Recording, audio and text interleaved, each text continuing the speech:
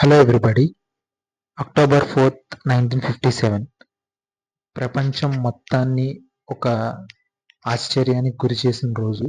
ఏంటంటే అప్పటి యుఎస్ఎస్ఆర్ అంతరిక్షంలోకి మొట్టమొదటిసారి శాటిలైట్ స్పుత్నిక్ అనే శాటిలైట్ని అయితే ప్రయోగించడం జరిగింది. అండ్ ఈ ప్రయోగం ఏదైతే అంతరిక్షంలోకి మొట్టమొదటిసారి మానవ చరిత్రలో ఏదైతే మనం లాంచ్ చేయటం జరిగిందో అది మొత్తం వెస్ట్రన్ కంట్రీస్ ఏవైతే ఉన్నాయో వాళ్ళన్నిటికీ ఒక భయం, లేకపోతే ఒక ఫోమో అంటారు కదా, అంటే ఏంటంటే ఇప్పటిదాకా ఏదన్నా ఇట్లా టెక్నాలజికల్ అడ్వాన్స్మెంట్స్ ఏదైనా జరిగినాయి లేదా చేశారు అంటే కన్ఫామ్ గా అమెరికా నుంచో, బ్రిటన్ నుంచో, జర్మనీ నుంచో, ఫ్రాన్స్ నుంచో వస్తాయని అనుకునే వాళ్ళకి, లేదా అలా వస్తాయని అనుకొని మైండ్ సెట్ లో ఉన్న ఆ వెస్ట్రన్ పీపుల్ అందరికీ రష్యా అనేది స్పేస్ లో ఒక స్పుత్నిక్ అనే శాటిలైట్ లాంచ్ చేయటం కన్ఫామ్ గా ఒక ఆశ్చర్యం అండ్ అలాగే భయానికి గురి చేసే సంఘటన.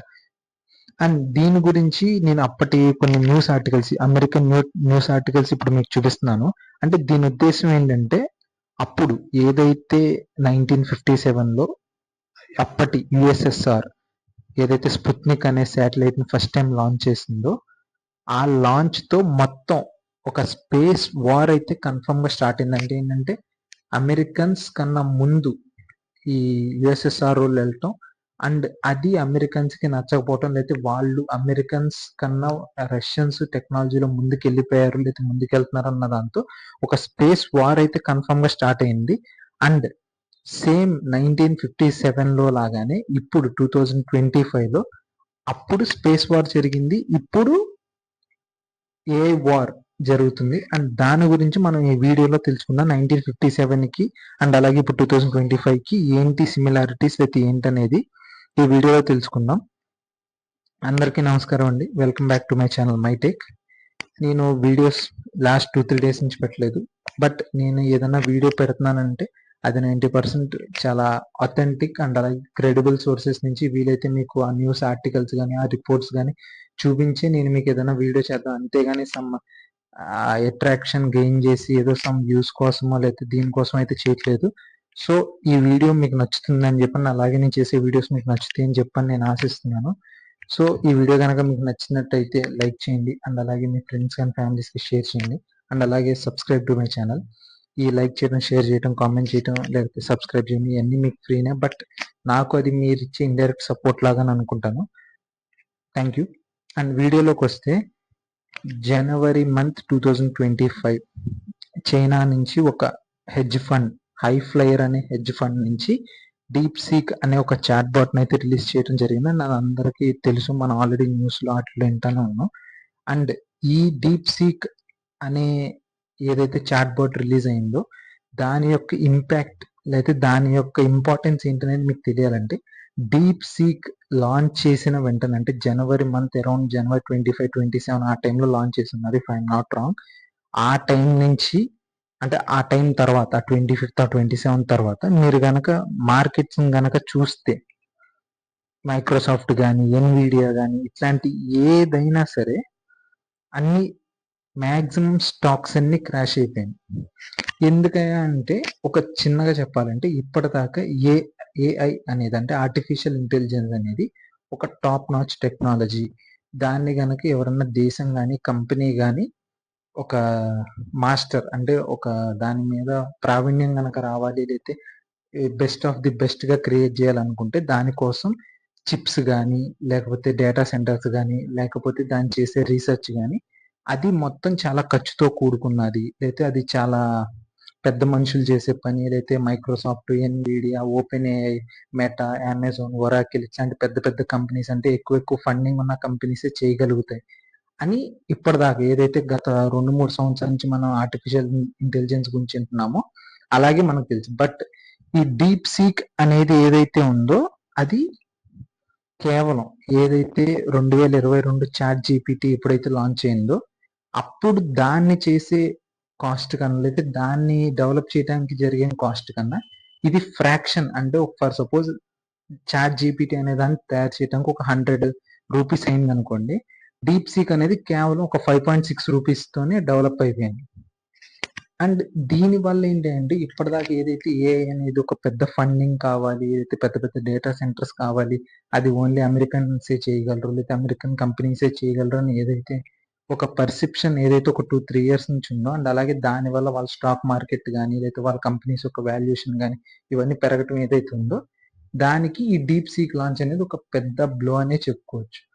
అండ్ మనం మిగతాయి మాట్లాడుకునే ముందు ఏఐ అంటే ఏంటో మీకు అర్థం కావాలంటే ఆ చాట్ బాట్స్ డీప్ సీక్ కానీ చాట్ జీపీటీ కానీ ఇట్లాంటివి ఎలా వర్క్ చేస్తాయి.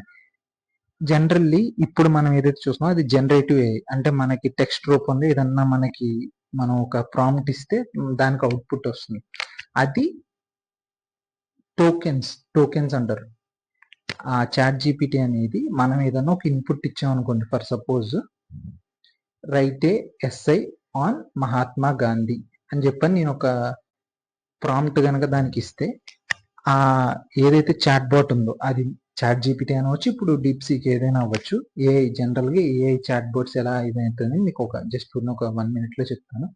ఆ write about and essay on Mahatma Gandhi అని కనుక మనం రాస్తే, అది ఆ చాట్ బాట్ ఏం చేస్తుందంటే వై అనేది ఒక టోకెన్, సారీ రైట్ అనేది ఒక టోకెన్, అబౌట్ అనేది ఒక టోకెన్, ఎస్ఐ అనేది ఒక టోకెన్, మహాత్మా అనేది ఒక టోకెన్, గాంధీ అనేది ఒక టోకెన్. మనం ఏంటంటే right about and SI on Mahatma Gandhi అని రాసాం. అదేంటంటే దాన్ని స్ప్లిట్ చేసి ఒక్కొక్కటి ఒక టోకెన్ కింద తీసి దాని బ్యాక్గ్రౌండ్ లో మళ్ళీ ప్రాసెస్ చేసి మనకి ఎలా అయితే సూటబుల్ ఆన్సర్ కానీ రెస్పాన్స్ కానీ లేకపోతే ఎస్ఐ కానీ ఇవ్వాలో అది చేస్తారు. ఈ టోకెన్స్ ఏదైతే ప్రాసెస్ చేసే పని ఉందో అది చాలా ఎనర్జీ, అంటే దానికోసం పవర్ కానీ ఆ పవర్ ని హ్యాండిల్ చేయడానికి సెమీ కండక్టర్స్ అంటే చిప్స్ కానీ ఇవన్నీ చాలా అవసరం. సో మనం టెక్నికల్ గా మాట్లాడుకోవాలంటే మనం ఒక సెంటెన్స్ కనుక ఒక 4-5 వర్డ్స్ ఉన్న సెంటెన్స్ కనుక ఇస్తే దాన్ని ఒక 15-10 టోకెన్స్ కింద మారిస్తే అప్పుడు ఆ చాట్ బాట్ మనకి రిటర్న్ లో రిప్లై ఇవ్వగలదు. అండ్ ఇప్పుడు ఇది ఏంటంత పెద్ద విషయం లేకపోతే ఇప్పుడు తక్కువలో డెవలప్ చేస్తే డీప్ సీక్ దానికి పెద్ద ఇష్యూ ఏంటంటే మీకు అది కూడా చెప్తాను, మీకు ఎక్స్ప్లెయిన్ చేస్తాను. ఎందుకంటే ఇప్పుడు మీరు ఏమన్నా ఒక ఆన్లైన్ సెల్లర్, మీరు ఆన్లైన్ సెల్లర్కి మీరు కస్టమర్స్ ఇంటరాక్షన్ అవ్వాలి. అంటే వాళ్ళ క్వైరీస్ ఉంటాయి, లేదా వాళ్ళ ప్రాబ్లమ్స్ ఉంటాయి, లేదా మీరు పంపించిన ప్రోడక్ట్ నచ్చకపోవచ్చు, ఒక customer service online chat bot customer service చేయాలి. ఇప్పుడు ఇదే చాట్ జీపీటీ ఒక దగ్గర, డీప్ సీక్ ఒక దగ్గర కనుక ఉంటే, మీరు చాట్ జీపీటీ కనుక మీ కస్టమర్ సర్వీస్కి దాని యొక్క సర్వీస్ కనుక తీసుకోవాలనుకుంటే అది ఇన్ని టోకెన్స్కి ఇంత అని చెప్తారు. అంటే ఫర్ సపోజ్ నాకు తెలిసి if I'm not wrong per month అది $20 ఆ $30 అని ఇచ్చారు. దానిలో కూడా మళ్ళీ లిమిటేషన్స్ ఉంటాయి, మీరు ఎన్ని టోకెన్స్ వాడగలరు, ఎంత వరకు వాడగలరు అని. మీరు ఫర్ సపోజ్ ఒక 1 lakh కస్టమర్స్కి మీరు సర్వ్ చేస్తున్నారు, రోజుకి మీకు ఒక 10,000 కంప్లైంట్స్ వస్తాయి. ఆ కంప్లైంట్లో వాళ్ళు రాస్తారు. ఇప్పుడు మనం చాట్ బాట్ అనేది ఇందాక చెప్పుకున్నాం కదా, right and SI Mahatma Gandhi లాగా, వాడు ఏదో మీరు పంపించిన షర్ట్స్ బాగాలేదనో లేదా పికిల్స్ బాగాలేదనో ఏదో చెప్తారు. దాన్ని టోకెన్స్ కింద కన్వర్ట్ చేస్తే ఆన్ యావరేజ్ గా రోజుకు ఒక 1 lakh టోకెన్స్ జనరేట్ అవుతాయి. చాట్ జీపీటీ ఆ 1 lakh టోకెన్స్ ని జనరేట్ చేసి కస్టమర్స్ గనక ప్రాసెస్ చేయాలి అనుకుంటే అదొక 1 lakh రూపీస్ ఛార్జ్ చేస్తుంది. అదే డీప్ సీక్ కేవలం ఒక 8,000తో 10,000తో చేసి పెట్టింది. సో ఇది ఏదైతే కాస్ట్ ఎఫెక్టివ్నెస్ ఉందో దానివల్లే సగం ఈ కంపెనీస్ ఏవైతే ఉన్నాయో ఇప్పటిదాకా ఎక్కువ ఛార్జ్ చేయడం కానీ, లేకపోతే ది బెస్ట్ టెక్నాలజీ అంత ఎక్కువ ఫండింగ్ తోనే అవుతుందని ఏదైతే చెప్పారో అవి దాని వల్లే డీప్ సీక్ అనేది మొత్తం టెక్నాలజికల్ వరల్డ్ లో ఒక పెద్ద మార్పు అయితే కన్ఫర్మ్ గా తీసుకురాబోతుంది. అండ్ దీని వల్ల బెటర్ ఏంటి బెస్ట్ ఏంటి అనేది మనం మాట్లాడుకునే ముందు, లేకపోతే దాని వల్ల ఏమైనా ప్రాబ్లమ్స్ ఉన్నాయా ముందు, అండ్ ఇది ఎంత పెద్దదని మీకు అర్థం కావటానికి ఏంటంటే ఆల్రెడీ డొనాల్డ్ ట్రంప్ మన అమెరికన్ ప్రెసిడెంట్, ఆయన మీద మనం ఇప్పటికో 3-4 వీడియోస్ ఆల్రెడీ చేసాము. ఆయన ఈ డీప్ సీక్ లాంచ్ అయిన ఒక 2 days కో 3 days కో ఒక మొత్తం వాళ్ళ ఇండస్ట్రీ సిఇఓస్ ని ఆ బోర్డ్ మెంబర్స్ అందరిని కూర్చోబెట్టి, బాబు డీప్ సీక్ ని చూశారు కదా, కనీసం ఇప్పటికైనా మీరు మేల్కోండి, ఇప్పటిదాకా మనం చేసిన సరిపోదు, మన అమెరికా ఏదన్నా విషయంలో ముందుంది లేదా టాప్ లో ఉందంటే అది కేవలం టెక్నాలజీనే. ఆ టెక్నాలజీ కూడా ఇప్పుడు మన చేతి నుంచి వేరే వాళ్ళు లాక్కోవాలనుకుంటున్నారు. అమెరికా ఇంకా పెద్ద దేశం లాగానో లేకపోతే దీనిలాగానో ఇంకా ఉండటం కుదరదు, లేకపోతే మన చేయి జారిపోతుంది, మన ఫస్ట్ ర్యాంక్ అన్నది చెప్పారు. So it's a wake up call, అందరూ లెగండి, ఏదోటి ఇన్నోవేటివ్ గా చేయండి అని చెప్పి అనేది చెప్పారు. అండ్ అలాగే దీంతో ఆల్రెడీ చైనా మీద కానీ వాళ్ళకి పంపించే దాని మీద కూడా ఆయన చాలా రెస్ట్రిక్షన్స్ కూడా పెట్టారు. అది మళ్ళీ మనం వేరే వీడియో అవుతుంది, ఈ వీడియోలో మనం మాట్లాడుకోదాం.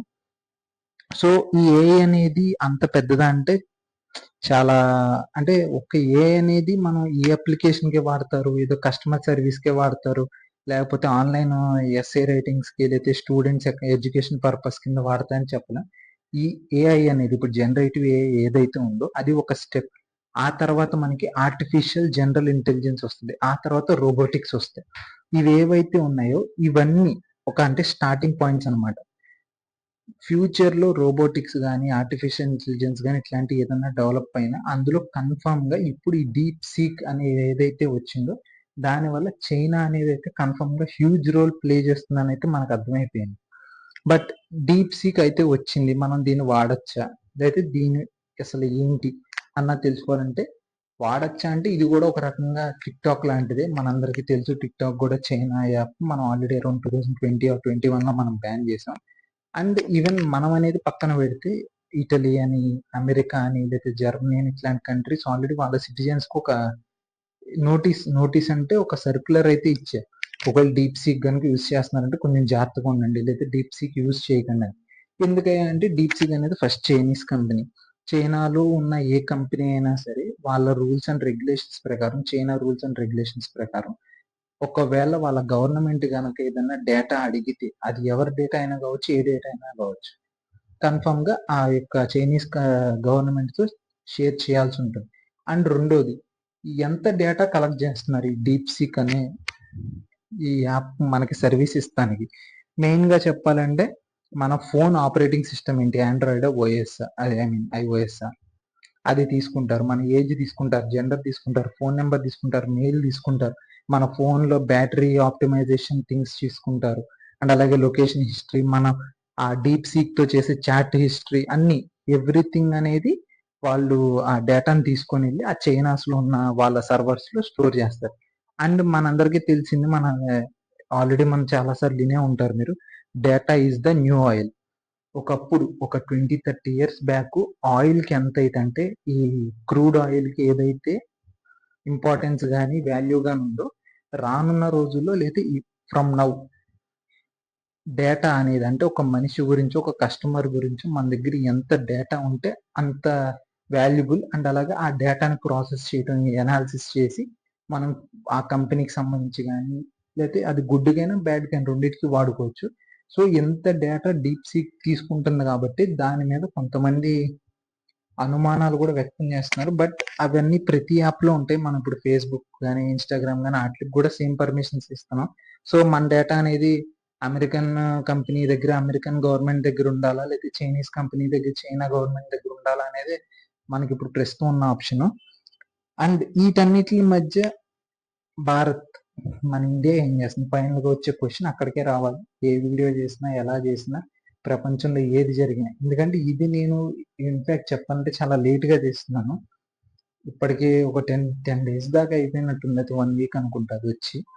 బట్ మనం ఎక్కడున్నాం, అమెరికా వాళ్ళు 2022లో చాట్ జీపీటీ తెచ్చారు, ఇప్పుడు 2025లో చైనా వాళ్ళు డీప్ సీక్ తెచ్చారు. మనం ఎక్కడున్నాం, మనం ఏం చేస్తున్నాం, అసలు మనం ఏమైనా చేస్తున్నాం అంటే బెస్ట్ థింగ్ ఏంటంటే రీసెంట్గా మనం బడ్జెట్లో చూస్తే 50,000 అటల్ థింకరింగ్ ల్యాబ్స్ అని ఇన్నోవేషన్కి లేదా రీసెర్చ్కి మేము సో ల్యాబ్ సెటప్ చేస్తామని చెప్పారు.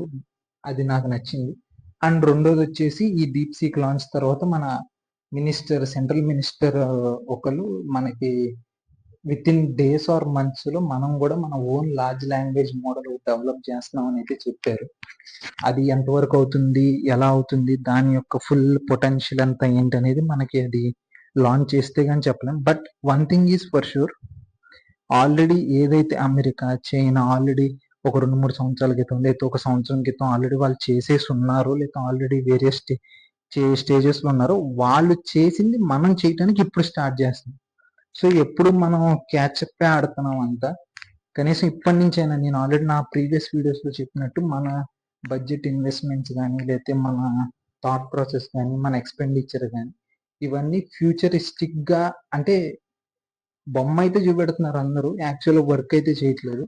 సో కనీసం ఎప్పటి నుంచైనా మారాలి. మన ఇండియాకి మన ఓన్ ఫేస్బుక్ ఉండాలి, మన ఓన్ యూట్యూబ్ ఉండాలి, మన ఓన్ ఇన్స్టాగ్రామ్ ఉండాలి, క్రోమ్ ఉండాలి, ప్లే స్టోర్ ఉండాలి, లార్జ్ లాంగ్వేజ్ మోడల్స్ ఉండాలి, మనకు ఒక చాట్ జీపీటీ ఉండాలి. రేపొద్దున మనకి చైనాతో డిఫరెన్సెస్ వచ్చినా, అమెరికాతో డిఫరెన్సెస్ వచ్చినా మనం ఓన్గా నిలబడగలిగాం.